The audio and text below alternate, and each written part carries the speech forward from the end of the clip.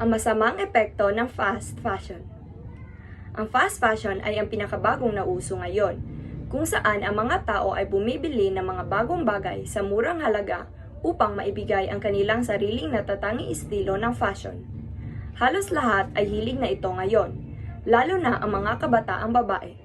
Sila ang pinakamahalagang mapagkukunan ng fast fashion. Hindi ito lalago at uunlad kung wala sila.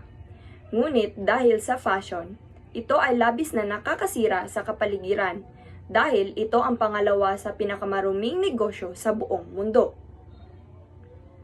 Gumagawa ito ng maraming basura dahil ang fast fashion ay idinisenyo upang itapon pagkatapos lamang ng ilang paggamit. Ang Shein, isang online na negosyo ng damit na binibili ng lahat ngayon, ay isa sa pinakasikat na tatak ng fast fashion kasama na ng H&M at Zara. Hindi tulad ng iba, gumagamit ang Shein ng mas mabilis na proseso at transaksyon sa pagpapakilala ng mga bagong bagay na nagbibigay daan sa kanila na magbahagi ng mga usong damit araw-araw at para mabilis silang lumaki. Sa kabila ng kanilang mabilis na pagpapalawak, hindi pa rin inirerekomenda para sa lahat na mamili doon. Gumagamit sila ng mga sintetikong tela tulad ng nylon at polyester sa kanilang nakaistilong damit. Ang mga materyales ay hindi nabubulok, na maaaring lumaki ng pinsala at polusyon, isang pangunahing issue sa kapaligiran. Ito ay may mahinang kalidad at maaaring masira anumang oras. Kaya pa man ito ay mura.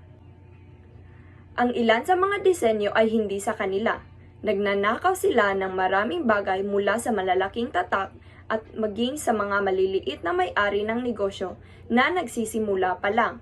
Kinukuha nila ang mga gawa ng mga manlilika at ipinapasa ito bilang kanilang sarili ng walang pahintulot, kredito o kabayaran.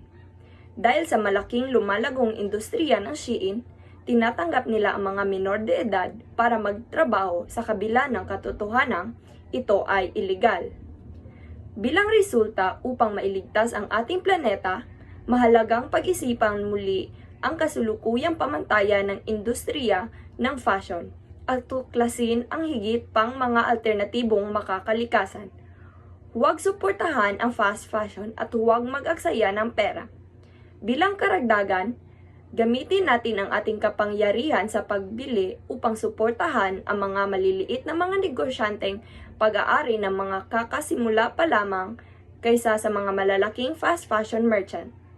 Paalahanin natin muli ang ating sarili na mamili sa ekolohikal, etikal at mga hindi nakakapinsala sa ating kapaligiran.